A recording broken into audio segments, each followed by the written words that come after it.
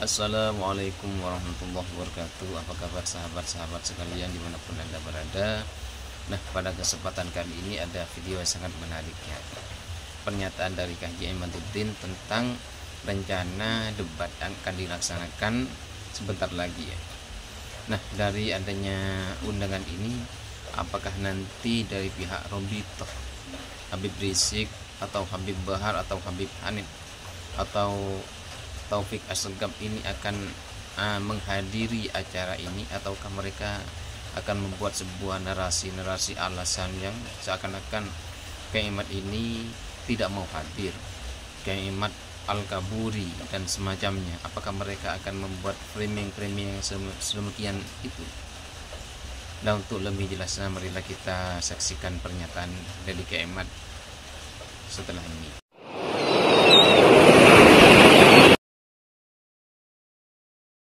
Imad, sebelum ke topik utama ini, saya juga akan nyempil-nyempilin untuk bertanya mengenai undangan debat itu ya Imad.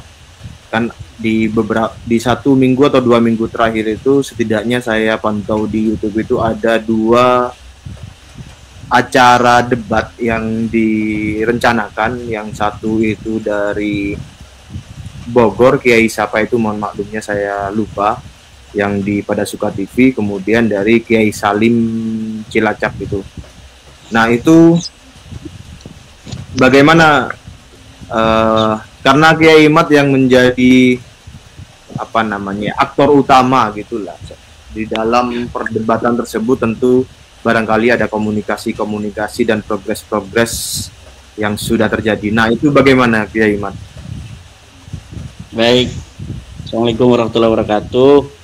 Para penonton Indi Nusantara atau Gospel Channel di mana saja berada. Assalamualaikum Mas Rifki Zulkarnain. Ya, memang betul ada seorang kiai ya. Pertama dari Bogor, namanya Kiai Agus Salim, pimpinan Pondok Pesantren Ibnu Aqil. Beliau adalah tokoh Nahdlatul Ulama di Kabupaten Bogor. Beliau berkenan untuk menjadi tuan rumah untuk diskusi ilmiah antara saya dan Rizik Syihab tentang Nasab Balawi. Beliau Kiai Haji Agus Salim telah mengirimkan utusan ke pesantren saya, apakah saya berkenan untuk mengikuti debat yang akan diselenggarakan di Pondok Pesantren Ibnu Aqil itu. Kemudian saya tentu menyanggupinya, karena memang tidak ada alasan bagi saya untuk tidak menyanggupi diskusi ilmiah tentang Nasab Balawi yang sudah terputus itu kan. Kemudian ada orang yang misalnya dari klan Balawi merasa ingin menguji dalil-dalil saya, walaupun sudah jelas dalil-dalil yang telah saya sampaikan berdasarkan kajian-kajian ilmiah yang sudah ke derajat fakta ilmiah yang sangat sulit untuk dibantah lagi. Tetapi untuk menghilangkan sebuah penasaran dari klan Balawi, insya Allah saya bersedia. Itu inti dari pertemuan dengan utusan dari Kiai Agus Salim dari Bogor, pimpinan Pondok Pesantren Ibnu Aqil. Tapi saya belum tahu apakah dari pihak Kiai Agus Salim itu sudah menemui atau mengirimkan undangan juga terhadap Rizik Syihab. Yaitu pertama seorang kiai dari Bogor, kemudian ada lagi seorang kiai dari Cilacap, namanya Kiai Salim. Kiai Salim, pimpinan Pondok Pesantren Bumi Sholawat, yang mengutus 3 orang untuk menemui saya di Pondok Pesantren Nahdlatul Ulum Cempaka, yang intinya bahwa kami ini katanya diutus oleh pimpinan Pondok Pesantren Bumi Sholawat untuk mengundang kiai apakah bersedia jika Rabita Alawiyah bersedia untuk berdebat dan berdiskusi ilmiah di Pondok Pesantren Bumi Selawat. Kemudian saya menyanggupinya, insya Allah kita akan memenuhi undangan dari Pondok Pesantren Bumi Selawat jika Rabita Alawiyah berkenan untuk juga siap dalam perdebatan itu. Dan kemudian siang-siang atau agak sorean, saya melihat ada yang mengirimkan foto dari utusan yang datang ke saya itu pula, itu datang ke Rabita Alawiyah dan rupanya diterima di sana di Rabita Alawiyah. Kemudian saya menunggu informasi klarifikasi dari panitia yang datang tersebut, tapi mereka menjawab belum ada keputusan tentang apakah Rabita Alawiyah itu siap untuk berdiskusi ilmiah dengan saya ataukah tidak. Jadi itu yang beberapa waktu kemarin itu dinamika baru dalam diskursus nasab ini, di mana dari Rabita Alawiyah rupanya ini sudah, menurut saya ya, karena kemarin yang datang itu adalah yang tidak terkait dengan Rabita Alawiyah, jadi dengan independen menginisiasi adanya perdebatan itu bukan dari Rabita Alawiyah, namun orang ketiga lah bisa dikatakan demikian, yaitu dari perwakilan pencatat nasab dari Sunan Ampel katanya, kemudian dari Naat, juga dari atas nama Pondok Pesantren Bumi Selawat. Jadi bukan inisiasinya dari Rabita Alawiyah. Dan saya kira Rabita Alawiyah sudah menyadari, atau para Balawiti, para Habib-Habib sudah menyadari bahwa memang nasab mereka ini apabila dibuktikan secara ilmiah itu tidak akan bisa, karena memang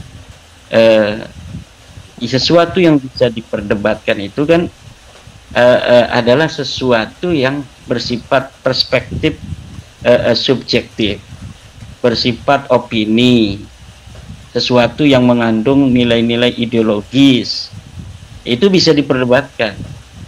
Tetapi fakta-fakta ilmiah, sesuatu yang empiris, kesimpulan matematis, kesimpulan fisika, itu tidak bisa diperdebatkan. Jadi bukan diperdebatkan, tetapi dia fakta ilmiah itu hanya bisa dilawan dengan fakta ilmiah. Tidak bisa fakta ilmiah itu diselesaikan dalam debat. Jadi fakta ilmiah itu hanya bisa dilawan dengan fakta ilmiah. Fakta ilmiahnya saya sudah menemukan bahwa Anda Balawi bukan cucu Nabi. Anda mengaku baru di 895 Hijriah. Tidak ada kitab-kitab dari abad di mana dikatakan Ahmad bin Isa itu ada hidup, yaitu 345 Hijriah, sampai pengakuan Anda 895 Hijriah sebagai keturunan Ahmad bin Isa, itu tidak ada sama sekali data yang menguatkan bahwa Anda itu klaimnya benar. Ini fakta ilmiahnya begitu. Nah, fakta ilmiah ini bisa untuk dilawan dengan fakta ilmiah lagi. Dan beberapa usaha fakta ilmiah yang disodorkan terbukti palsu. Kitab Abnaul Imam, Sa'duddin Al-Dhifari, manuskrip Abu Hasan Ali bin Jadid, dan sebagainya, semuanya terbukti bahwa itu manuskrip palsu yang diciptakan hari ini, kemudian diasosiasikan orang-orang di masa lalu. Kemudian secara kesimpulan genealogi, kesimpulan biologis, berdasarkan hasil tes DNA, bahwa hasil tes DNA mereka dari 180 orang yang telah tes DNA di luar Indonesia, di Yaman dan sekitarnya, dan 7 orang Indonesia yang sudah tes DNA dari berbagai macam marga, itu mayoritas mereka berhaplogrup G, yang haplogrup G ini disimpulkan oleh para ahli genealogi, para pakar DNA, bahwa jangankan sebagai keturunan Nabi Muhammad, sebagai orang Arab aja bukan. Nah, jadi ini fakta-fakta biologi, fakta-fakta ilmiah seperti ini tidak bisa untuk diperdebatkan hanya seperti debat politik, sesuatu yang ngambang-ngambang begitu kan, sesuatu yang bersifat empiris. Nah, sesuatu yang bersifat empiris hanya bisa dilawan dengan empiris kembali. Fakta ilmiah hanya bisa dilawan dengan fakta ilmiah lagi. Nah, kami telah mempunyai fakta bahwa Anda haplogrupnya G. Haplogrup G bukan sebagai orang Arab.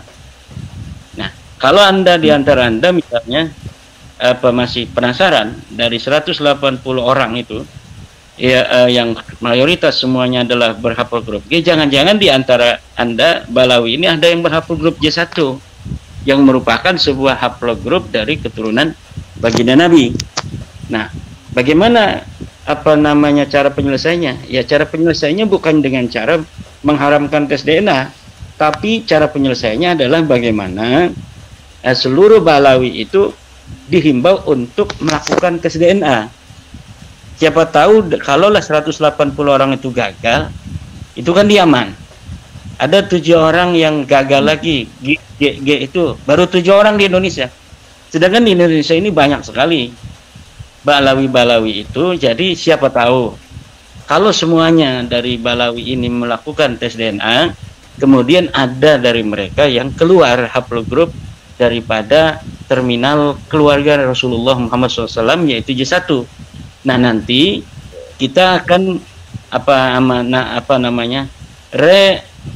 uji kembali mereka, beberapa orang yang hasil tes DNA-nya J ini yang kemudian patut untuk dipertimbangkan bahwa ada kekeliruan daripada cara pencatatan keluarga mereka. Nah, kalau misalnya tes DNA-nya sudah G, ini sebenarnya tidak pantas untuk dijadikan sebuah kajian ilmiah lagi. Nah, ini harus disingkirkan udah. Yang L gitu, udah disingkirkan kalau mereka mengaku sebagai keturunan Rasul dari garis laki-laki.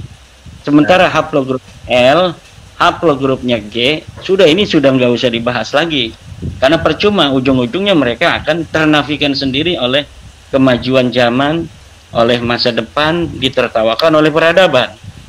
Lebih baik kita mulai belajar untuk beradaptasi agar anak cucu kita tidak mengalami nasib seperti kita, yaitu menganggap dirinya sebagai turun Nabi dengan potensi akhlak yang jauh. Karena memang namanya DNA, namanya akhlak itu kan tidak bisa dibohongi, bahwa memang ada pengaruh dari sebuah DNA, ada pengaruh dari keturunan. Kan orang tua kita berdoa agar anaknya jadi anak soleh, anaknya menjadi anak yang jujur, anaknya jadi anak yang tidak suka berzina, berdoa anaknya dan cucunya semoga jadi orang-orang yang menjaga ketawaduan.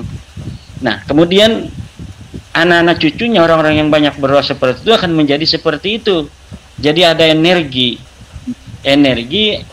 dia menjadi tawadu, dia energi menjadi orang-orang yang berakhlak, orang-orang yang tidak meremehkan orang lain. Tapi kalau misalnya DNA-nya ini DNA jahat, ini walaupun bagaimana ditutupi tetap akan tumbuh. Nah, dalam pengakuan yang tidak sesuai itu, nah ini kan tidak matching antara pengakuan dan potensi akhlak yang keluar dari sebuah klan yang bukan keturunan baginda Nabi. Nah, akhirnya akan mempermalukan daripada nama Nabi Muhammad SAW itu.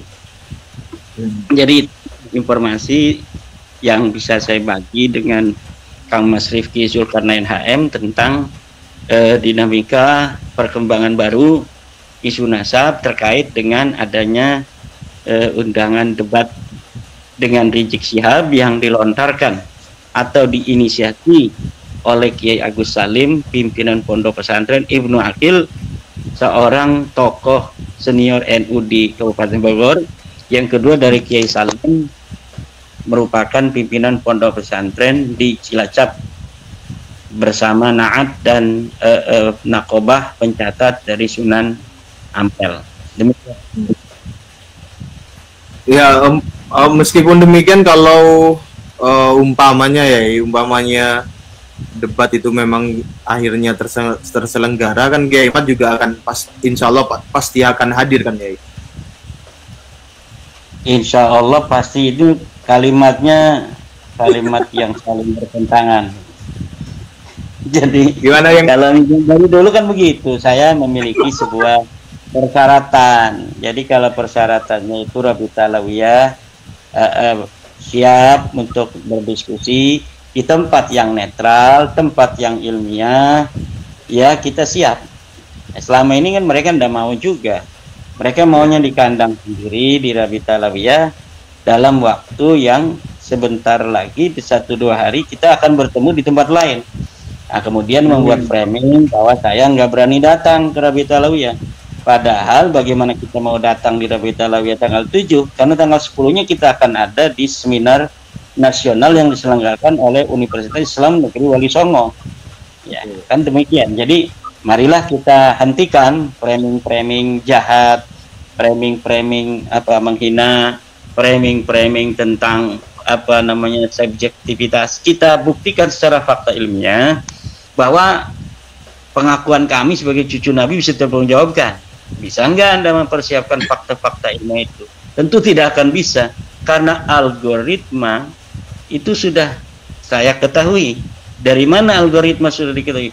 Dari ratusan kitab, baik dalam kitab sejarah, dalam kitab nasab, kitab-kitab ruwat, kitab-kitab tentang tobaqat yang sudah saya baca dan saya teliti. Tidak ada keterkaitan antara pengakuan mereka dari abad 9 dengan sosok Ahmad bin Isa yang ada di abad 4 itu. Sama sekali tidak ada. Kemudian glorifikasi daripada kesejarahan tokoh-tokoh yang mereka ciptakan itu tidak terkonfirmasi oleh kitab-kitab yang ada di abad-abad di mana diasumsikan tokoh dan leluhur mereka itu ada. Sama sekali tidak ada itu. Demikian. Barangkali Rumel Abbas Zaini, kemudian Kori Bangladesh, kemudian maju mewakili dan membawa data-data baru gitu itu kan bagus sekali kan bagus sekali kalau mereka membawa surat mandat lah istilahnya ya, surat mandat dari Rabita Alawiyah ya, tetapi harus membawa fakta ilmiah baru. Jangan kayak Tengku Kori kemarin itu hanya bikin-bikin gitu kan, Abnaul Imam lagi mentoknya. Ditanya manuskripnya nggak ada, dia nggak bisa. Bagaimana sebuah kitab yang dikatakan dikarang di abad ke-5 Hijriah, tetapi kemudian dicetak di tahun 2020-an tanpa manuskrip yang sama sekali yang bisa dipertanggungjawabkan. Tentu ini menjadi sebuah kelucuan ilmu pengetahuan. Kalau dibawa ke ranah akademis ini akan sangat memalukan. Selama ini kita husnudon, kemudian membaca kitab yang diasosiasikan abad ke-5 tanpa ada manuskrip yang bisa menjadi referensi basis di mana kitab itu dicetak sama sekali. Kita saja. Ya, tetapi hari bangsa Indonesia, bangsa yang apabila kewaspadaannya itu muncul, maka dia akan menjadi bangsa yang sangat hati-hati, dan ketika itu terbuka, maka mulai saat ini dan masa yang akan datang, insya Allah bangsa Indonesia ini tidak akan lagi bisa untuk ditipu, untuk bisa dipermainkan, dibohongi.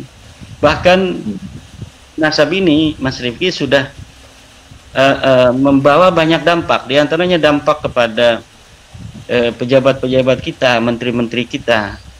Coba kita lihat kemarin di mana Bapak Fadlijon sebagai Menteri Kebudayaan juga sudah mempunyai perhatian terhadap sejarah, di mana dalam sebuah podcast sebuah berita saya melihat bahwa Bapak Fadlijon juga akan merehistoriografi kembali catatan-catatan sejarah yang apa namanya tidak sesuai dengan fakta-fakta sejarah yang sesungguhnya, di mana Bapak Fadli John ingin bahwa bagaimana kita catat ulang kembali sejarah-sejarah keindonesiaan, baik keindonesiaan di hari ini maupun keindonesiaan di masa lalu, bahkan sebelum prasejarah ya, yang tidak sesuai dengan fakta-fakta ilmiah yang baru ditemukan berdasarkan apa sumber-sumber baru yang sekarang bisa dieksplorasi.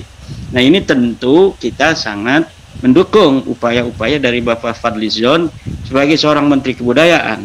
Dan saya juga pada kesempatan malam hari ini mengusulkan kepada Bapak Fadli John bahwa terutama mulai abad di mana agama Islam itu masuk Nusantara, ada upaya-upaya pembelokan sejarah masuknya Islam di Nusantara yang dilakukan oleh siapa? Yang dilakukan oleh klan Ba'alawi.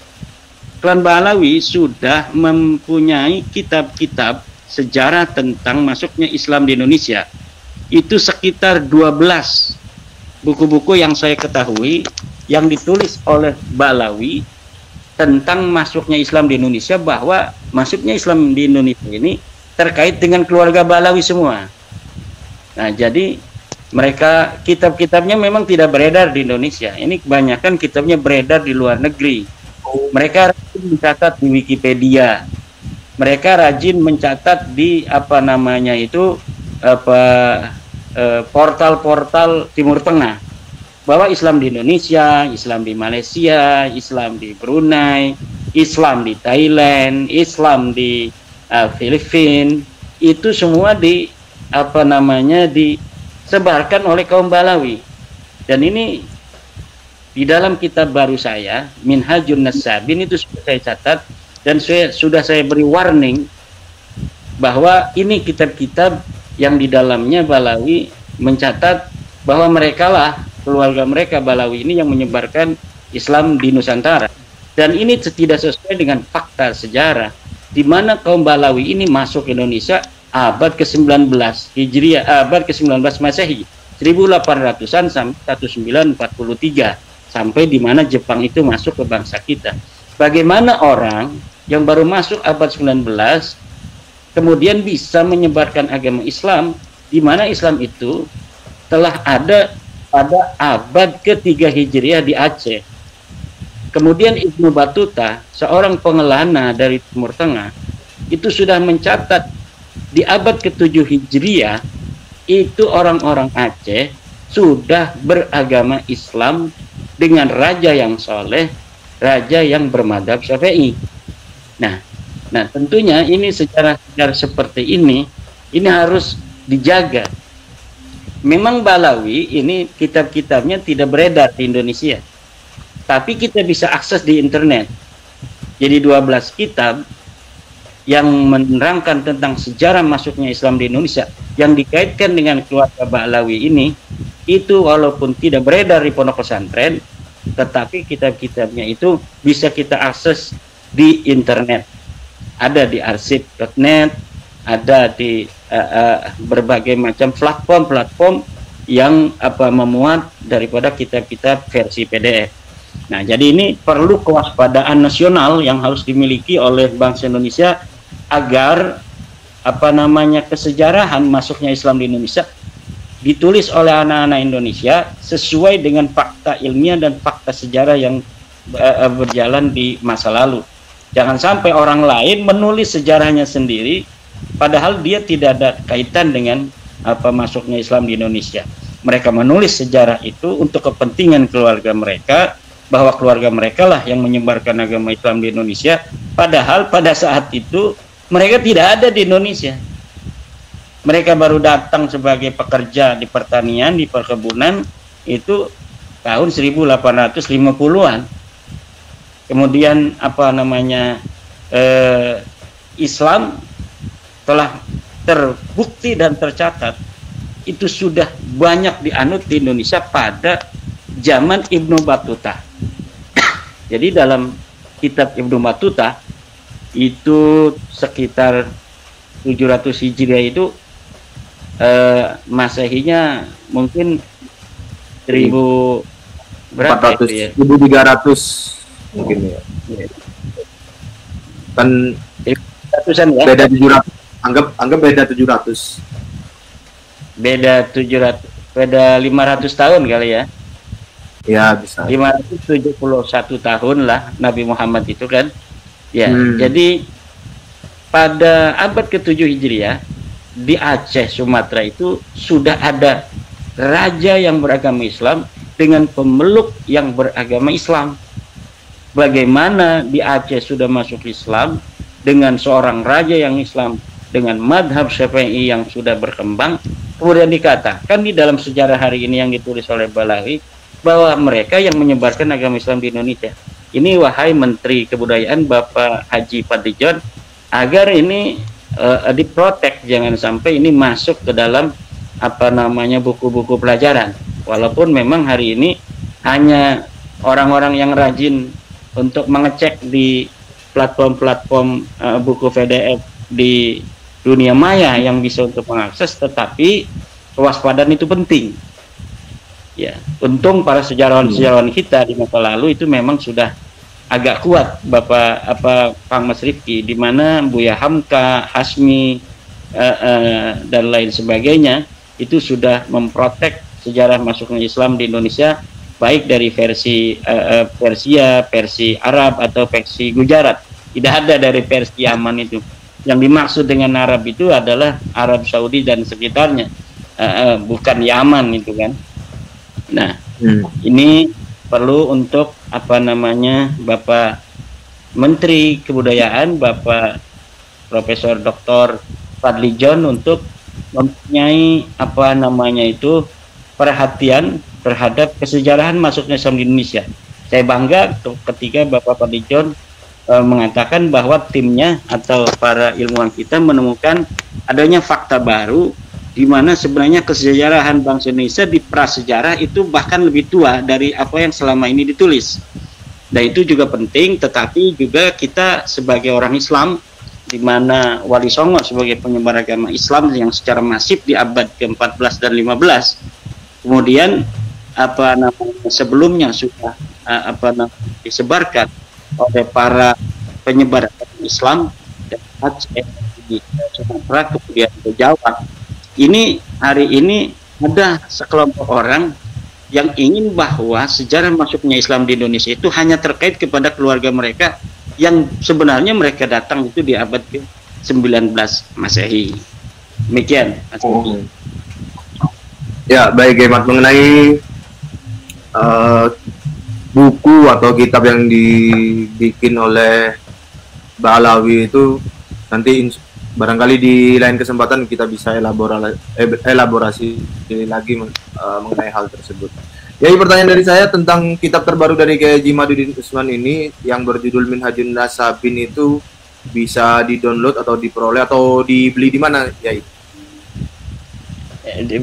Beli untuk kitabnya, versi kitab yang sudah dicetak ada. Versi download juga bisa dilihat di sudah ada di internet lah. Jadi cari di internet. Ya. Di arsip.com juga ada. Bahasanya bahasa Arab ya? Bahasa Arab 270 halaman. Apakah ada rencana untuk diterjemahkan ke dalam bahasa Indonesia, ya Imat?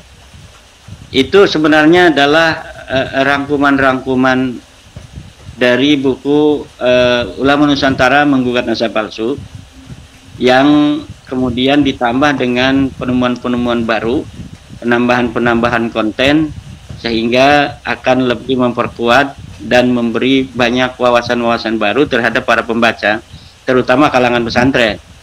Kenapa? Karena kita kalau baca seperti buku buku Ulama Nusantara Menggugat Nasab Palsu ini, kayaknya kiai-kiai kita kurang merasa barokah gitu kan. Biasa baca kitab berbahasa Arab, ini membaca kitabnya berbahasa Indonesia, kurang keren lah untuk kiai-kiai kita. Jadi untuk kiai-kiai kita saya siapkan kitab yang berbahasa Arab, dan itu sudah selesai beberapa hari yang lalu. Kemudian sekarang dalam proses, dan versi PDF-nya bisa di-download di internet. Oke, matur nuwun Yai Mat.